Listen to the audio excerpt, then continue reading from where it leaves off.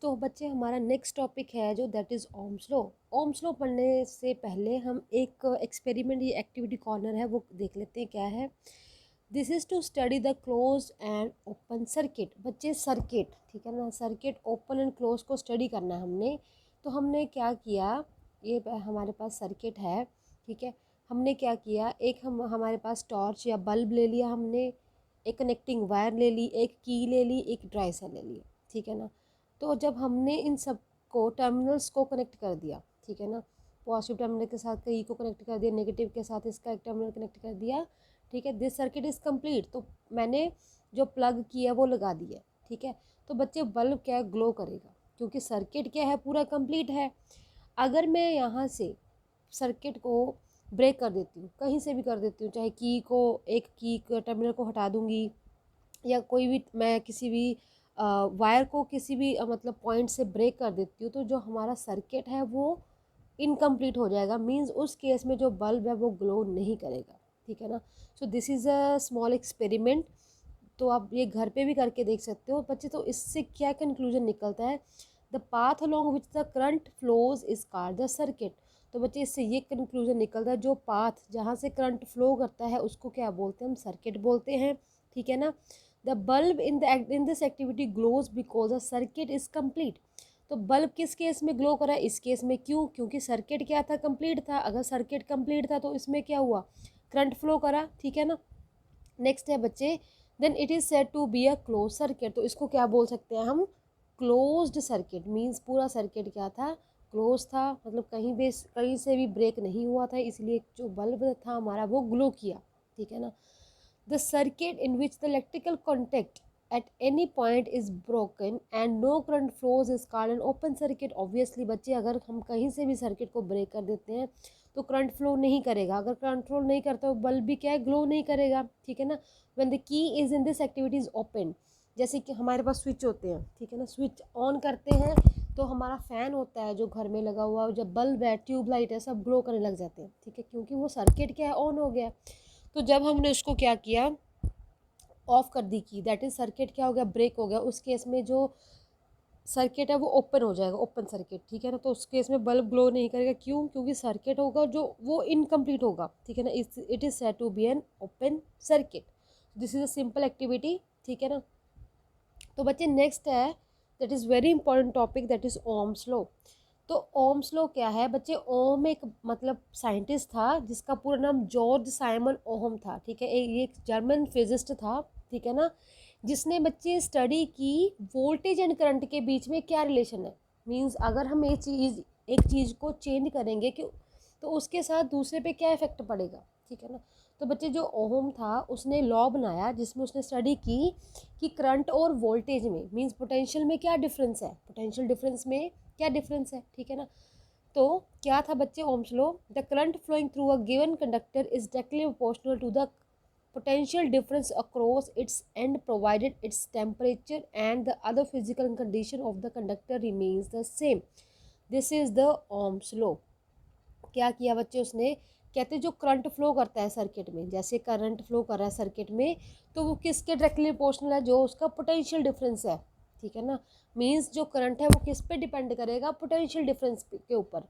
Means अगर हम potential difference को इंक्रीज करेंगे तो करंट भी इंक्रीज होगा। डायरेक्टली प्रोपोर्शनल का क्या मतलब होता है, अगर ए फैक्टर को इंक्रीज करते तो ऑब्वियसली दूसरा भी उसके साथ इंक्रीज होगा, अगर एक को डिक्रीज करते तो उसके साथ दूसरा भी क्या होगा, डिक्रीज होगा। This is a directly proportional, ठीक है ना। तो डायरेक्टली क्या एक दूसरे पे डिपेंड हो रहे हैं, ठीक है ना। तो मैथमेटिकली हम इसको कैसे रिप्रेजेंट कर सकते हैं, V is proportional to I, means directly proportional to I, कि जो वोल्टेज है वो करंट के क्या है, डायरेक्टली प्रोपोर्शनल है। अगर हम वोल्टेज को क्या कर रहे हैं, इंक्रीज कर रहे हैं, तो करंट भी ऑटोमेटिकली क्या हो रहा है, इंक्रीज हो रहा है। तो हमने यहाँ पे क्या किया, प्रोपोर्शनलिटी का साइन हटा के R लगा दिया, ठीक है। और वी कैन से जो हमारे पास ये R है वो किसकी रेशो है, V अपॉन I की। तो जो कांस्टेंट है R हमारे पास, उसको हम बोलते हैं इलेक्ट्रिकल रेजिस्टेंस, और simply resistance of the conductor at a given temperature, ठीक है ना। तो हम R को क्या बोल देंगे, रेजिस्टेंस, इलेक्ट्रिकल रेजिस्टेंस, ठीक है ना। तो इसको रिप्रेजेंट करते हैं बच्चे सिंबल R के साथ, जैसे वोल्टेज को V के साथ करते हैं, करंट को I के साथ। तो रेजिस्टेंस को किसके साथ रिप्रेजेंट करेंगे, first capital letter that is R, ठीक है ना। तो बच्चे जो ग्राफ बनता है हमारा, तो अकॉर्डिंग टू ओम्स लॉ ये ग्राफ क्या बनेगा, ग्राफ बनेगा, ये हमारे पास कौन सी है, वोल्टेज है, ठीक है ना, वोल्टेज वाली एक्सिस है, और ये हमारे पास करंट की है, वो हमारे पास ये वोल्टेज और करंट का ग्राफ है, वी आई ग्राफ है, ठीक है ना। तो इसमें क्या होगा, कहते हैं अगर हमने वोल्टेज इंक्रीज़ की, वोल्टेज इंक्रीज़ की करंट इंक्रीज़ हो गया, सिमिलरली और वोल्टेज इंक्रीज़ की करंट इंक्रीज़ हो गया, तो ये जो स्ट्रेट लाइन बनेगी उस ये हमें क्या शो करेगी, this will show us the Ohm's law, कि ये क्या है, ओम्स लॉ है, ठीक है ना। कि ये मतलब जो कोई कंडक्टर है, अगर उसमें हम वोल्टेज को मतलब इंक्रीज़ करते हैं, उसके साथ क्या कॉरस्पॉन्डेंस करंट भी इंक्रीज़ हो रहा है, मीन्स वो क्या है, वो क्या फॉलो कर रहा है, ओम्स लॉ को फॉलो कर रहा है, ठीक है ना। तो बच्चे हमने कोई भी 2 पॉइंट्स ले लिए, इस जो हमारे पास ये बनी हुई है, ठीक है ना, हमारे पास ये ग्राफ आ रहा है, ठीक है, जो हमारे पास ये स्ट्रेट लाइन बनी है, ठीक है ना। तो इसके ऊपर हमने कोई भी 2 पॉइंट्स लिए स्लोप निकालने के लिए। स्लोप कैसे निकालते हैं, हमें पता है कि हर एंगल पर, जैसे मैं आपको बताती हूँ, सपोज मैंने यहाँ पे ले लिया, ठीक है, यहाँ पे ले लिया, हर जगह जो एंगल होगा वो क्या होगा, सेम होगा, ठीक है ना, हर जगह एंगल क्या होगा, थीटा मीन्स सेम होगा, ठीक है ना। तो हमने क्या किया, कोई भी 2 पॉइंट्स ले लिए, ठीक है ना, कौन सा पॉइंट, सी एंड बी। तो सी पॉइंट से हमने इसको V1 मतलब वोल्टेज एक्सिस के साथ ज्वाइन कर दिया एंड करंट एक्सिस के साथ ज्वाइन कर दिया, ठीक है। तो अगर हम स्लोप स्लोप क्या क्या होती है हमारे पास, हमें पता है that is perpendicular base tan theta के इक्वल होती है, ठीक है ना। तो A B upon C B that is slope. तो ए बी की वैल्यू कितनी है बच्चे, ए बी की वैल्यू कैसे निकलेगी, अगर पूरे में से हम इतनी वैल्यू को माइनस कर दें, पूरी वैल्यू कितनी है I2, इसमें से I1 माइनस कर दें, ठीक है ना। तो पूरी में से अगर हम I1 वैल्यू माइनस कर दें तो हमारे पास किसकी वैल्यू आ जाएगी, ए बी की वैल्यू आ जाएगी, ठीक है ना। सिमिलरली हमारे पास सी बी की वैल्यू कैसे आ गई, अगर हम पूरी में से OB2 में से OV1 माइनस कर दे, होता है ना, अगर पूरी में से इतना माइनस कर दे तो हमारे पास इतनी वैल्यू आ जाती है, तो ऐसे ही है, ठीक है ना। OV2 में से अगर OV1 माइनस कर दे तो हमारे पास वैल्यू किसकी आ जाएगी, CB की वैल्यू आ जाएगी, ठीक है ना। तो ये रहा हमारे पास, that is AB over CB is equal to I2 minus I1 और B2 माइनस B1, जिसको हम क्या कह सकते हैं, I अपॉन B, क्योंकि वैल्यू क्या है, सेम है, ठीक है ना। तो हमें पता है बच्चे, जो हमारे पास जो रेजिस्टेंस है वो किसके इक्वल होता है, रेजिस्टेंस तो V अपॉन I के इक्वल होता है, मीन्स जो हमारे पास स्लोप आएगी वो क्या होगी, क्या होगी, वो रेसिप्रोकल होगी, ठीक है ना। क्योंकि इसमें रेशो क्या आ रही है, उल्टी आ रही है, I अपॉन B आ रही है, तो हमारे पास रेजिस्टेंस की वैल्यू क्या है, V अपॉन I है, ठीक है ना। Hence slope is equal to 1/r। जो हमारे पास स्लोप आएगी किसकी, स्ट्रेट लाइन की जो स्लोप आ रही है ओम्स लॉ में, तो वो रेसिप्रोकल होगी रेजिस्टेंस की, ठीक है ना। R is equal to 1 by slope of a straight line, ठीक है। Slope of the graph Vi is a reciprocal of the resistance, और resistance is reciprocal to the slope of the straight line, means vice versa है, ठीक है ना। तो this is the Ohm's law, but कुछ limitations थी, कुछ ऐसे मतलब कंडक्टर्स थे जो Ohm's law को फॉलो नहीं कर रहे थे। क्या limitations थी, कहते although Ohm's law has been found a valid over a large class or material, there do exist a material and devices used in electrical circuit where proportionality of V and I does not hold। कहते हैं बहुत ज़्यादा मात्रा में मतलब जो ये हमारा Ohm's law है ये फॉलो हो रहा है, मतलब बहुत सारे क्लास में, बहुत सारे मटेरियल्स में, बहुत सारे डिवाइसेस में ये क्या है, प्रॉपरली फॉलो हो रहा है। बट कुछ ऐसा मटेरियल है, कुछ ऐसे डिवाइसेस हैं जिसमें Ohm's law होल्ड गुड नहीं कर पा रहा। क्यों, क्योंकि उस केस में देखा गया कि जब वोल्टेज को इंक्रीज़ कर रहे हैं तो करंट की वैल्यू सेम रह रही है, मीन्स करंट, हम Ohm's law क्या कहता है कि दोनों क्या डायरेक्टली प्रोपोर्शनल है। बट उस केस में क्या है, अगर वोल्टेज को इंक्रीज़ करने हैं तो करंट पे कोई इफेक्ट नहीं पड़ रहा है, ठीक है ना। The deviation broadly are one or more of the following type. कौन कौन सी है, कहते हैं वी सीज to be proportional to I. कहते हैं इसमें क्या देखा था हमने फिगर 1 में कि जो हमारे पास ये है figure 1, the dash line represent the linear Ohm's law। हमें पता है क्योंकि Ohm's law क्या कहता है कि दोनों क्या है, दोनों प्रोपोर्शनल है, ठीक है ना। वी सीज to be proportional to I होना चाहिए, कहते हैं, ठीक है ना। तो क्या शो करता है dotted line, Ohm's law। But the solid line is the voltage V versus the current I for a good conductor. तो गुड कंडक्टर के लिए जो ये स्लोप है ये ऐसे को शो कर रहा है, मीन्स स्ट्रेट लाइन नहीं आ रही है, किन के लिए, गुड कंडक्टर के लिए। सेकेंड लिमिटेशन क्या है, कहते हैं the relation between V and I depend upon the sign V, ठीक है। वी के साइन के ऊपर डिपेंड कर रही है। In other word we can say if I is a current for the certain voltage V, कहते हैं सपोज कर लो कि हमने 5 वोल्ट मैंने वैल्यू, मतलब 5 वोल्ट की वैल्यू है जो हमने दी है सर्किट में, ठीक है। तो उसके कॉरस्पॉन्डेंस फॉर एग्जांपल 1 एम्पियर क्या करंट इंक्रीज कर रहा है, ठीक है ना। तो कहते हैं सपोज कर लो किसी कोई वैल्यू सपोज वी है, ठीक है। सपोज अगर उस केस में करंट की वैल्यू आई है तो वोल्टेज कितनी है, वी है, ठीक है। Then reversing the direction of V keeping its magnitude fixed. But जब हम उसको चेंज करते हैं, रिवर्स करते हैं उसकी वैल्यू को, तो जो मतलब मैग्नीट्यूड है वो फिक्स रह रहा है, means does not produce a current of the same magnitude as I in the opposite direction. कहते हैं अगर हम उसकी वैल्यू को रिवर्स कर रहे हैं तो करंट की वैल्यू में चेंज नहीं आ रहा है, ठीक है ना। तो करंट की वैल्यू में चेंज जैसे इस केस में है, ठीक है, तो करंट की वैल्यू में चेंज नहीं आ रहा। This happen for example in the diodes. Diodes होते हैं उस केस में क्या है, जो वैल्यू है वो करंट की और वोल्टेज की वो रिवर्स में सेम नहीं आती, ठीक है ना। तो बच्चे डायोड्स क्या होते हैं, डायोड्स होते हैं जो जैसे एक सेमी कंडक्टर डिवाइस है, ठीक है। सेमी कंडक्टर मीन्स हाफ वो क्या है इंसुलेटर एंड हाफ वो क्या है कंडक्टर। सेमी कंडक्टर का ये मतलब नहीं है कि हाफ वो ऐसे मतलब फॉर एग्जांपल जो डायोड है, ठीक है ना, डायोड क्या करता है, 2 टर्मिनल डिवाइस होता है, तो वो क्या करता है फ्लो करता है, उसका एक टर्मिनल हाई रेजिस्टिव होता है, एक लो रेजिस्टिव होता है, ठीक है ना। तो वो एक डायरेक्शन में ही करंट को क्या फ्लो करवाता है, ठीक है, दैट इज़ अ डायोड, ठीक है ना। तो थर्ड है बच्चे the relation between V and I is not unique. कहते हैं जो रिलेशन है जो वो आई और वी के बीच में वो यूनिक नहीं है, क्यों, क्योंकि there are more than one value of V for the same current.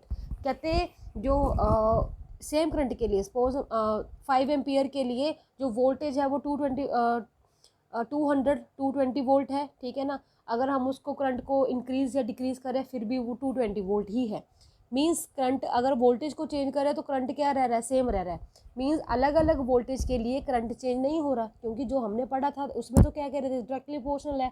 अगर वोल्टेज को चेंज करेंगे तो करंट भी चेंज होगा, बट ऐसे नहीं है, क्यों, क्योंकि जो गैलियम आर्सेनाइड हमारे पास है जो मटेरियल है, ठीक है, तो ये भी एक सेमीकंडक्टर है जो ओम्स लॉ को फॉलो नहीं करता है, ठीक है ना। तो आपको पता चल गया ओहमिक डिवाइसेस और नॉन ओहमिक डिवाइसेस कौन कौन से होते हैं। ओहमिक डिवाइसेस बच्चे जो ओम्स लॉ को फॉलो करेंगे और नॉन ओहमिक डिवाइस जो ओम्स लॉ को फॉलो नहीं करेंगे, ठीक है। तो ओहमिक डिवाइस का जो ग्राफ बनेगा वो स्ट्रेट लाइन बनेगा, नॉन ओहमिक का जो ग्राफ होगा वो स्ट्रेट लाइन नहीं बनेगा। ग्राफ किस किस में बनेगा, करंट एंड वोल्टेज के बीच में, ठीक है ना।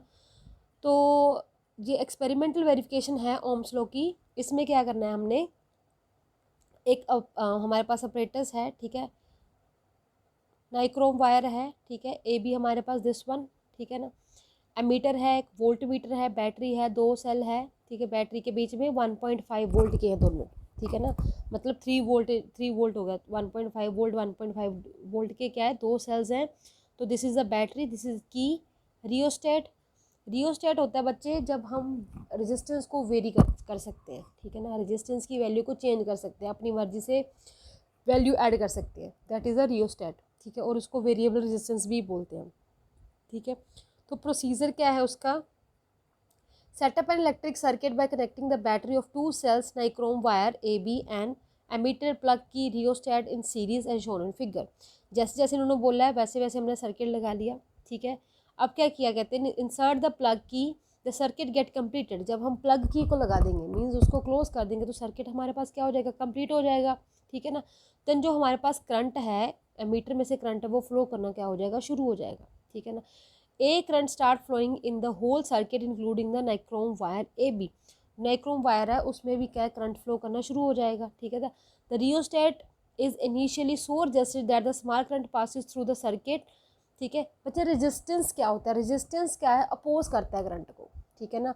करंट को क्या करेगा, अपोज करेगा। रेजिस्टेंस होता है मतलब एबिलिटी होती है उसकी कंडक्टर की to oppose the flow of current.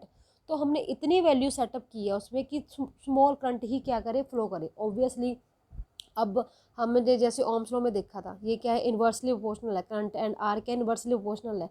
जितनी मैं रेजिस्टेंस डालूंगी उतना ही करंट की वैल्यू क्या होगी, कम होगी, ठीक है ना। तो मैं अगर रेजिस्टेंस की वैल्यू ज़्यादा डाल रही हूँ मीन्स उसमें करंट क्या स्मॉल फ्लो हो रहा है। तो हमने इतनी वैल्यू रियोस्टेट में सेटअप कर दी, जैसे मैंने आपको बताया था कि रियोस्टेट क्या है, वेरिएबल रेजिस्टेंस, जिसमें हम रेजिस्टेंस को मतलब वेरिएबल रेजिस्टेंस डाल सकते हैं, ठीक है, उसमें कीज़ होती हैं, तो हम अपनी चॉइस से, जैसे हमने 5 ओम को डाल दिया, 6 ओम डाल दिया, सॉरी 10 ओम डाल दिया, 15, 25, 50, ठीक है, 100, 150, 200, 250, तो दैट डिपेंड्स ऑन अस कि हमें कितना करंट फ्लो कराना है, उसके अकॉर्डिंग हमने उसको क्या कर दिया, सेटअप कर दिया, ठीक है ना। The meter reading is noted with which gives a value of current I. तो हमने क्या किया, जब सर्किट चल रहा था तो हमने करंट की वैल्यू क्या नोट किया मीटर में से, ठीक है ना। Flowing through the nichrome wire A B, जो बच्चे हमने जो हमारे पास करंट की वैल्यू आ रही है वो वायर में से भी तो क्रॉस हो रही है, ठीक है, तो वैल्यू किसकी शो करेगा, निक्रोम वायर की, ठीक है ना। The voltmeter reading is noted which gives us the potential difference V across the end of the nichrome wire AB. This gave us the first set of V and I reading.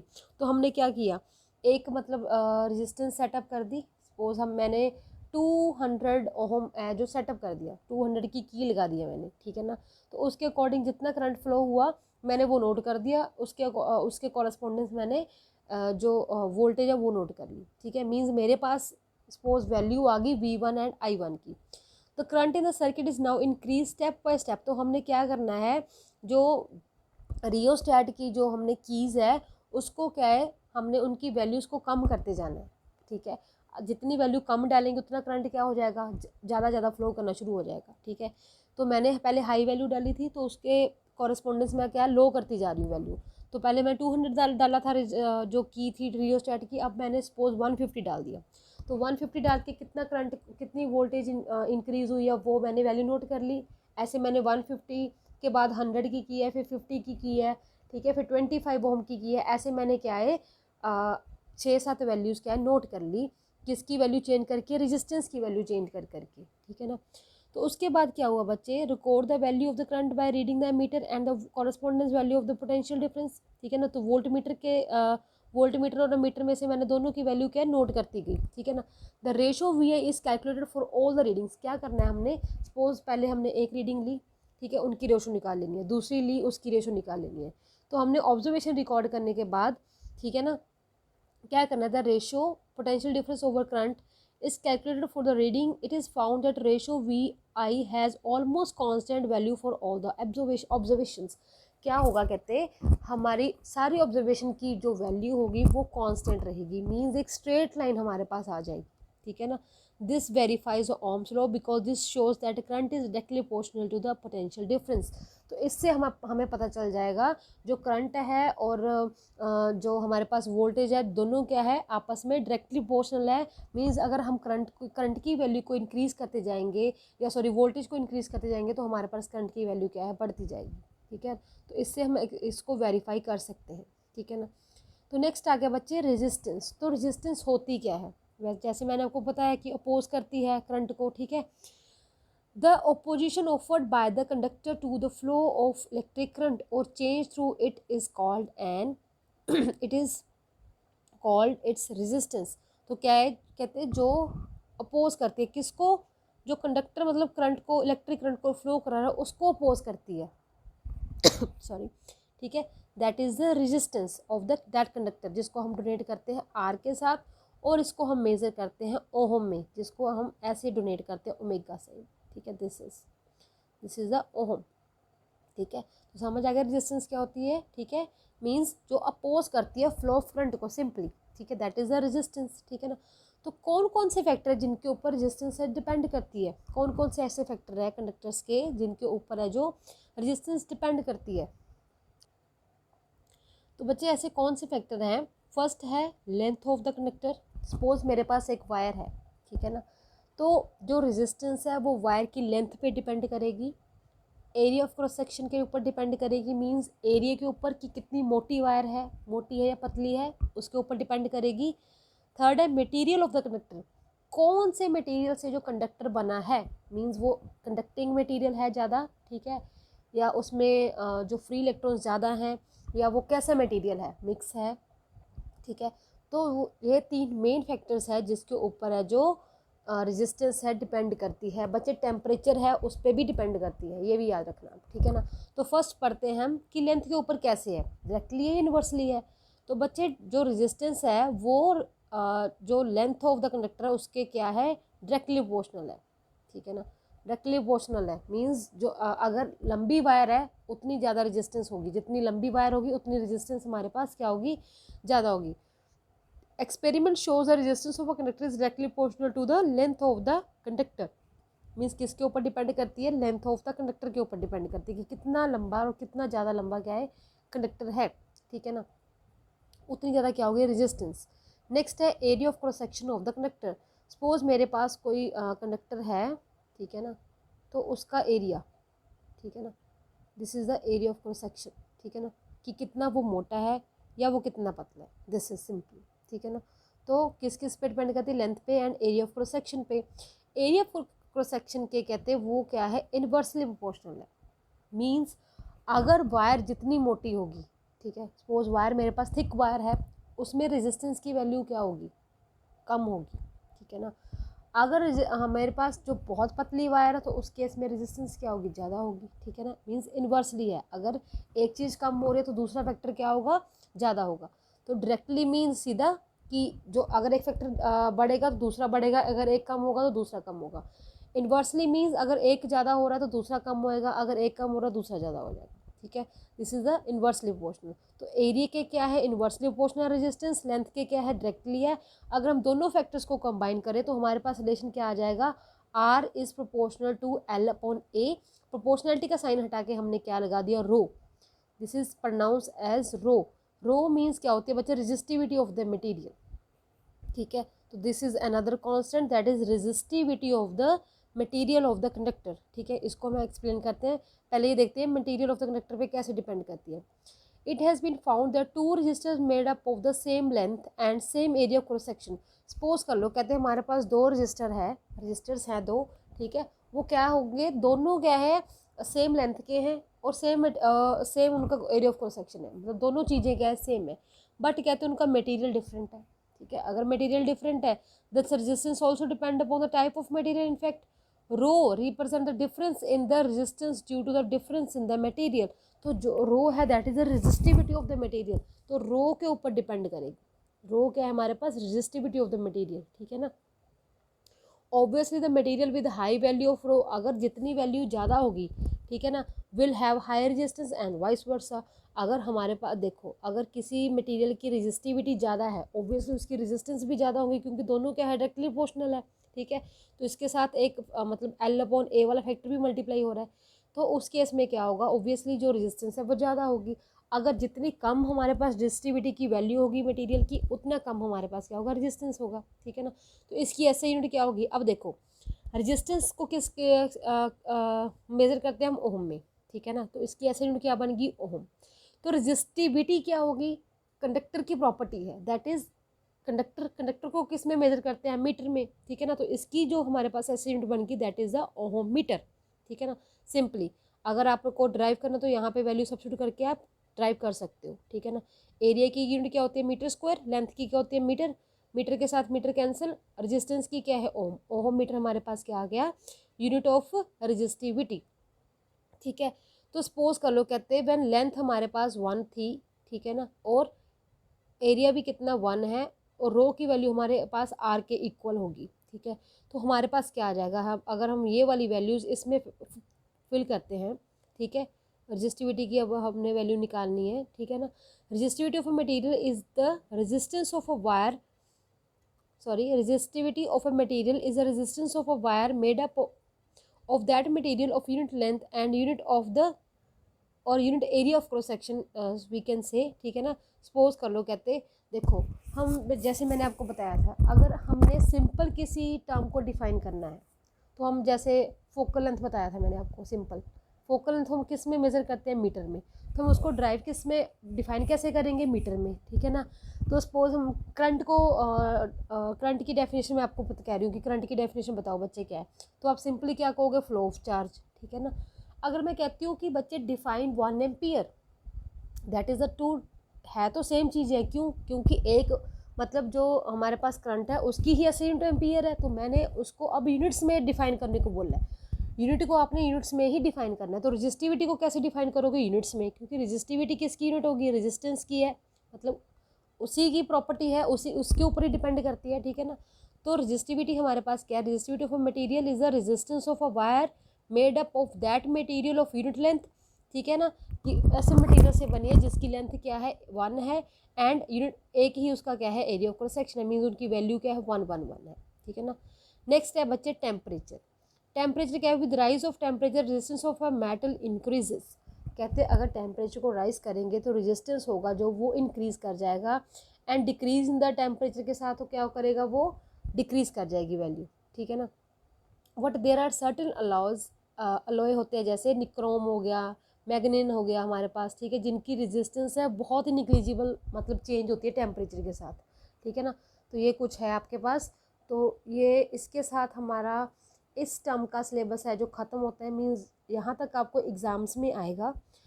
इसके बाद हम continue करेंगे, but पहले आपके test होंगे अब exams के तक, ठीक है। तो तब तक आप इसको प्रिपेयर करो अच्छे से, देखो कुछ भी फैक्टर है, कुछ भी ऐसा कॉन्सेप्ट है नहीं समझ आ रहा है, please ask me any time, ठीक है ना।